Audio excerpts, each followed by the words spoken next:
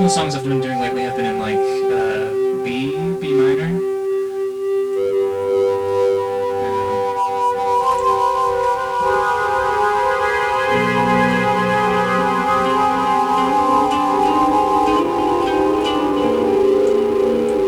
Something I gotta do before sync is my guitar presets. I want them to be all the same volume. Oh yeah. Because the distortion ones are like really loud, and then the clean ones are more quiet.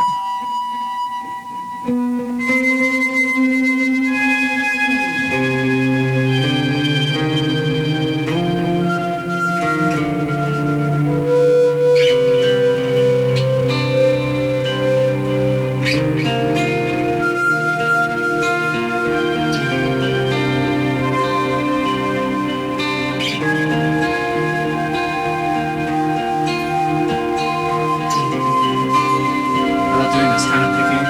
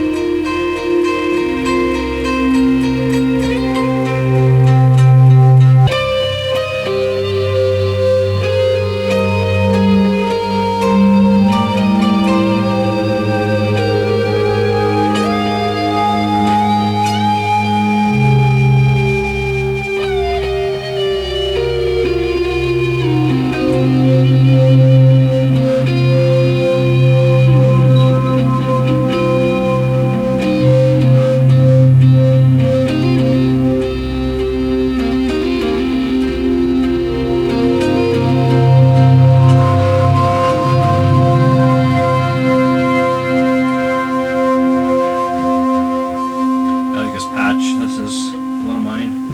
Nice. What's the name for it? Basic program A. Because I haven't named it. That's pretty cool.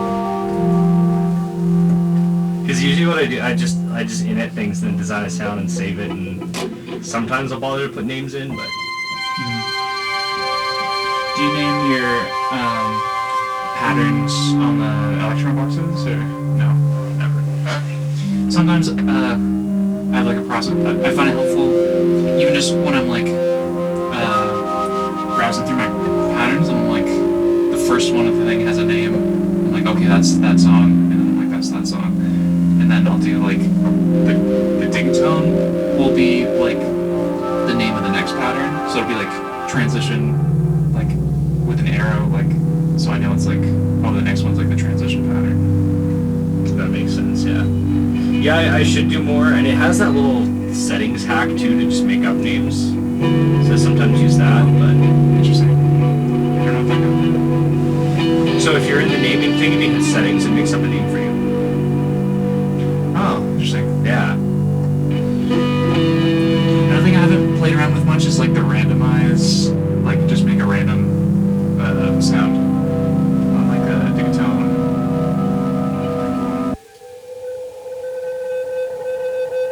Oh yeah. Yeah, it does some nice sounds.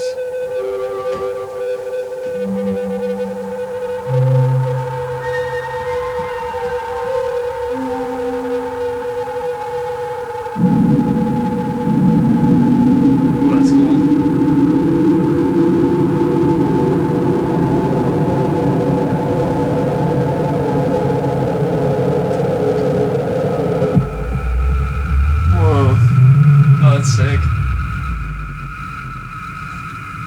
the sub in that sound, like the sub bass. Yeah.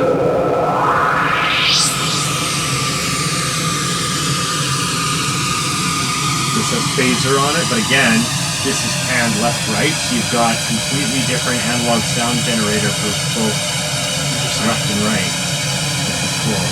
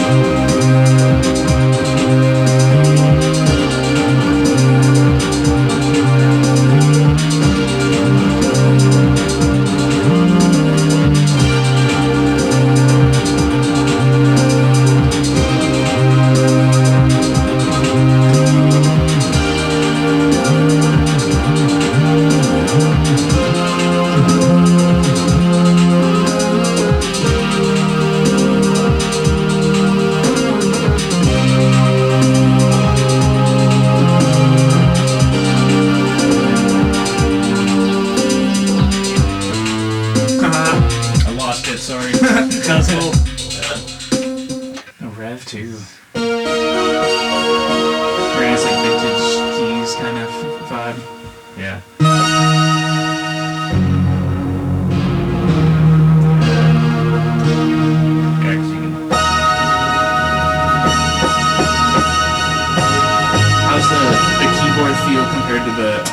I like the Hydrosynth better, actually. It's a little... Part of it is because I've played the Hydrosynth more and I've broken it in more, whereas this one I haven't as much. My favorite keyboard was the Novation, and then it stopped, the Aftertouch stopped working for me, which was unfortunate. The Summit? No, I have the Base Station 2. Oh, okay. It's just a really nice key, but the thing is I'd had it for years, so I'd like really broken it in nicely, and it just like, and I knew it really well. I played one at Long McQuaid, and it sounded amazing. Yeah, the Base Station. Yeah. This. Oh yeah. It's like a glass bowl or something. Yeah. That's cool.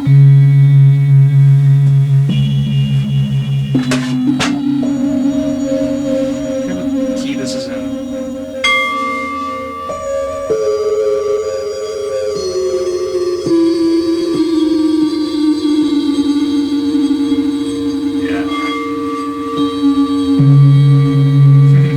Very similar.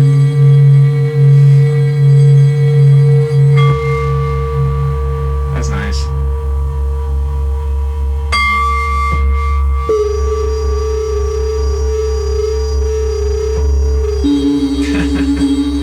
It's got abducted by aliens vibes too. Yeah. I made this patch for when I did the soundtrack for Cut a Cafe, actually. It's kind of fun. Cool. What is that? That's one of my short films. Okay. It was fun. Got to... Actually, half the reason why I wanted to make films was just to write the music for it. Interesting.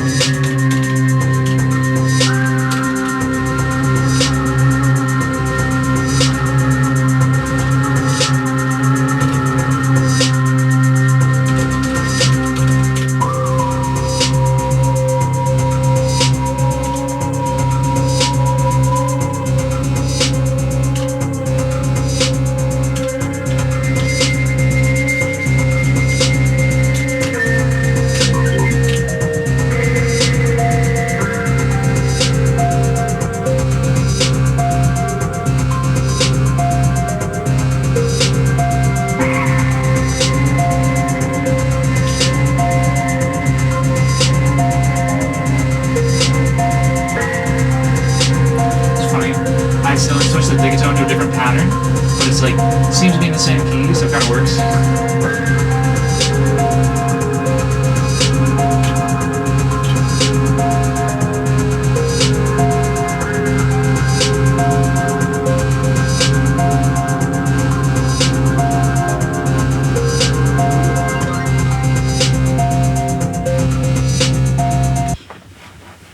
We should find a different key though. Yeah. Because we've done a lot of C. What's your favorite key? I like...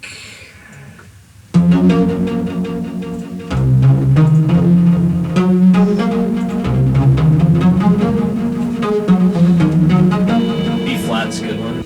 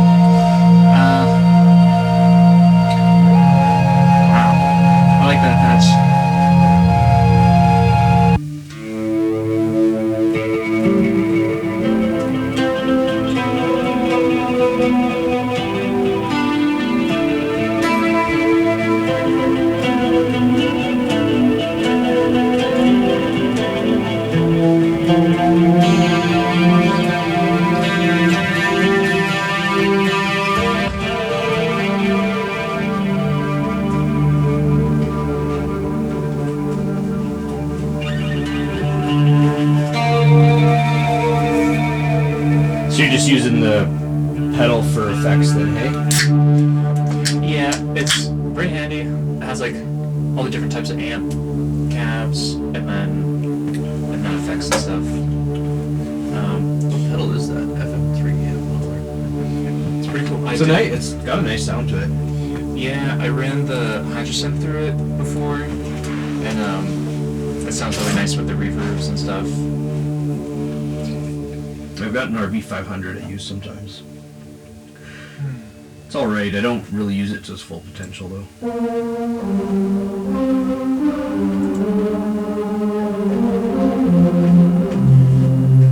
There's a lot of crazy presets.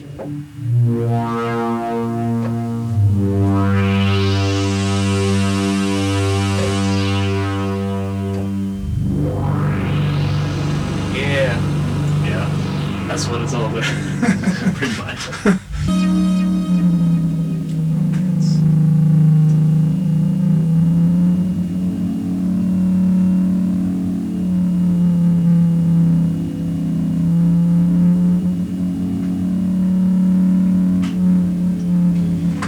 Does that mean in terms of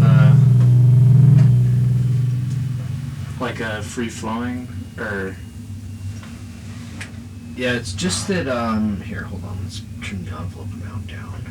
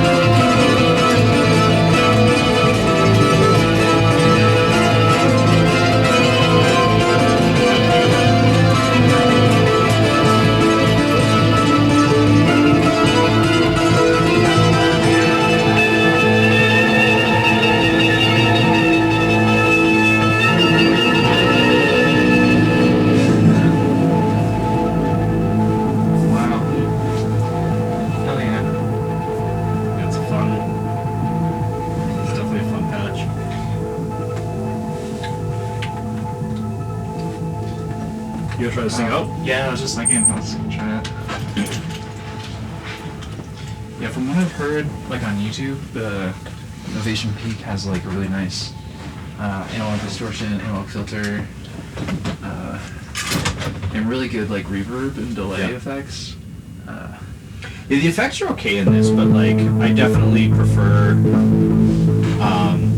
running it through external effects. But like I'm using some of the effects on the Digatone right now. I just have it set with some delay and reverb, and then that kind of livens it up a little. Are your patches saved like that it's not gonna overwrite them, or? Yeah, you're fine. Yeah. Oh, okay. Play with whatever.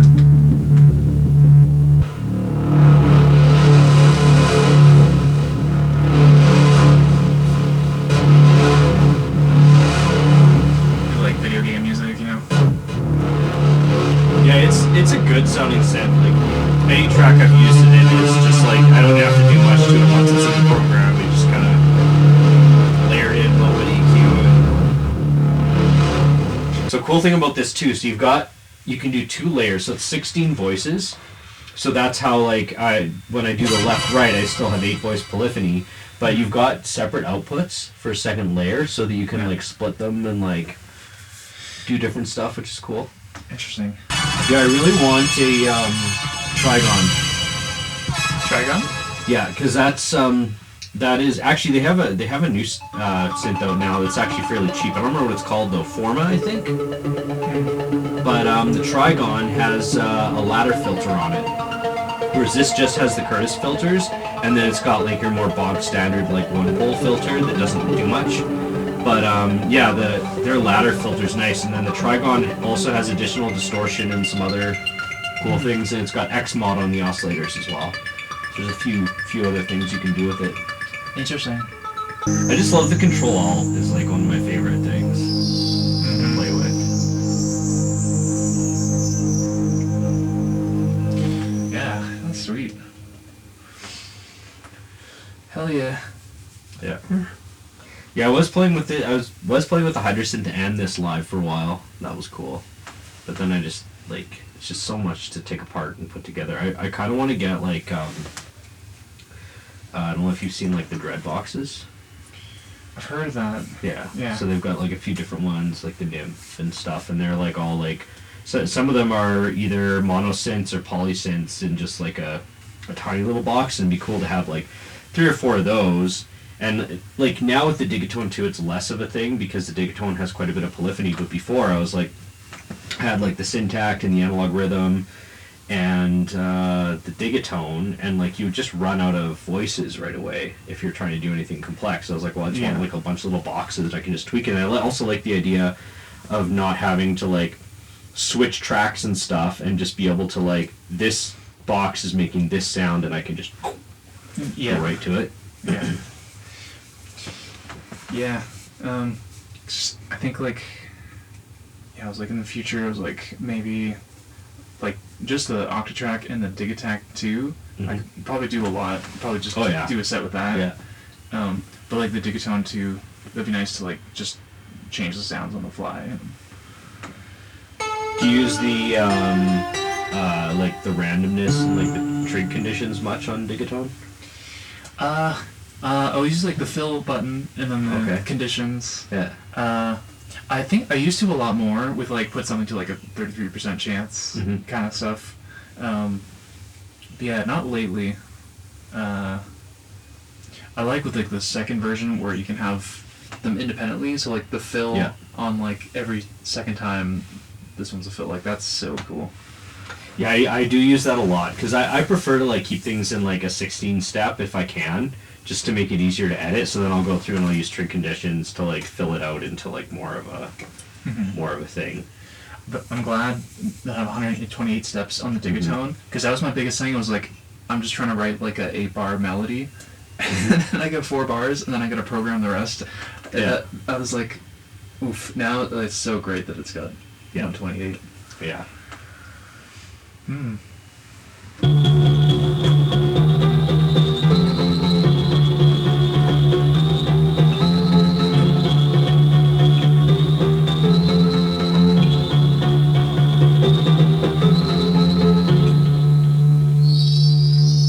want to get like an Eventide box for that thing though, and just like have like some really nice like different kind of like, especially the pitch effects. I have a pitch factor, but it's a little finicky.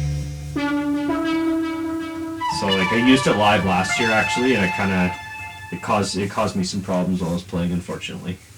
The Eventide? Yeah. Yeah, like it's like a Because I've seen those like in a reverb pedal or. They have like their newer ones are kind of everything, but what I have is like a pitch shifter, but it's like a it will like stick in key and like all sorts of stuff. So like you can do some really cool stuff with it. But yeah, it's just like it's finicky. It wasn't always taking the patch changes, so like a couple times I was playing it went to the wrong patch and that's a nice sound. Left hand pad. Yeah.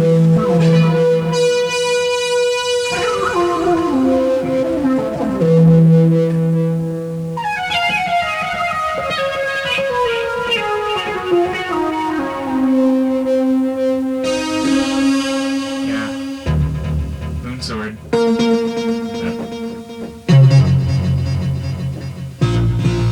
Oh, that must be an arpeggiator or something, maybe.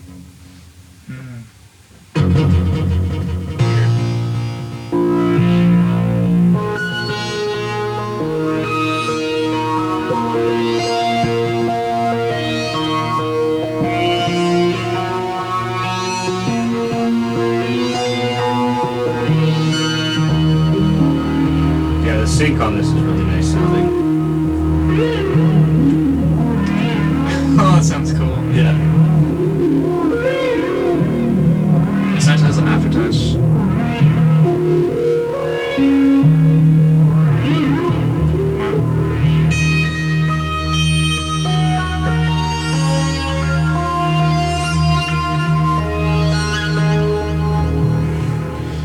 Awesome. Yeah. Yeah. Wow.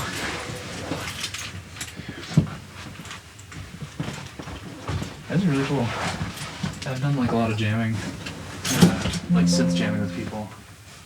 Yeah, I don't know. I like it. Like I've gotten way better at like a lot of things from just doing that. So I grew up in like guitar bands all the time in high school and stuff, and so I learned how to like jam and improvise with like a drummer and other guitarists. Yeah, there's a lot you can do with like synths and like a sequencer. Yeah, I was in a band long time ago actually playing synth. That was fun. The only thing is that like I wasn't that great of a player at the time. Not that I consider myself to be that great of a player even now, but like I would never remember what my part was. I would like have it down and then I would get like live and I would just make it up on the spot because I couldn't remember. Yeah. And they'd be like, "Why did you play that?" I was like, "Well, I couldn't remember."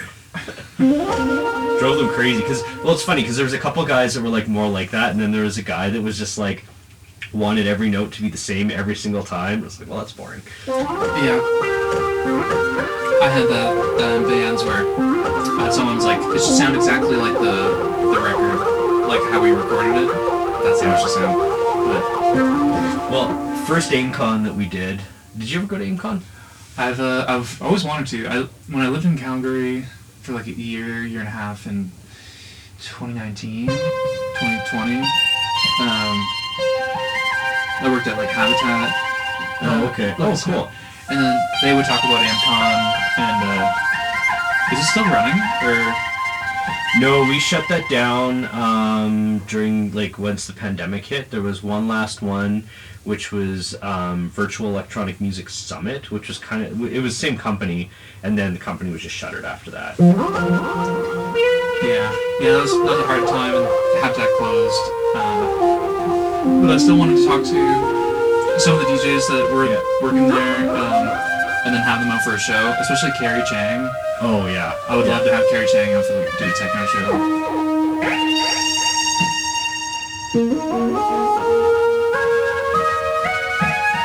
Have you ever done Saluna, or when it was still Inshallah, out in Fort McLeod? I've heard of that name, Inshallah. Yeah, because Carrie goes to that all the time, or I guess every year.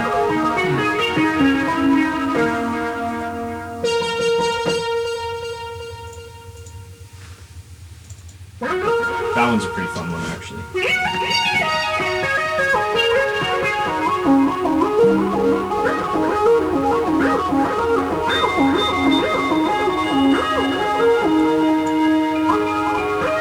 Was that Pigments? Yeah. I've never tried that one. It looks cool though. I'm excited to get a new laptop eventually because mine definitely can't handle it. Oh, okay. How old is that laptop? It's not the worst. It's like it's like a Ryzen 5 AMD. I've got it quite a few years ago, but it also only has 500 gigs of storage space, and then I've started to max out the C drive, which degrades your performance. But yeah, Serum 2 and Pigments, I can maybe get one instance of them, but it pushes my CPU to like 50, 60, and then it just sounds like crackly and not great.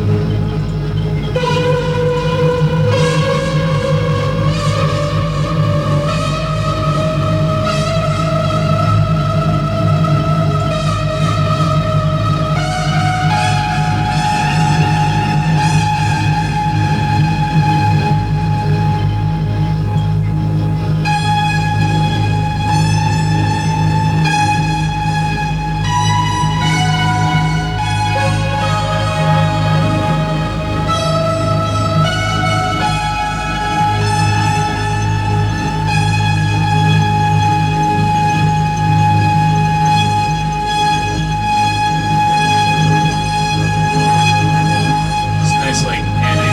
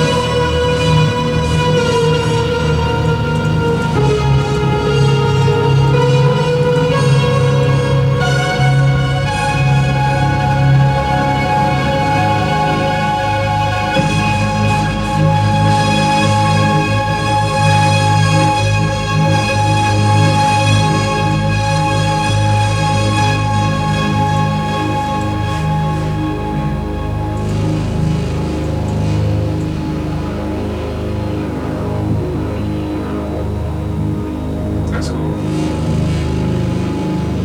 Yeah, I like a lot of the sounds they got out of the digital.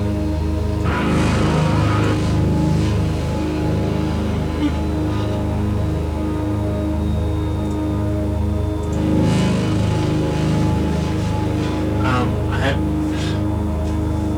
my favorite was a preset even back on the original Digiton was like slight something.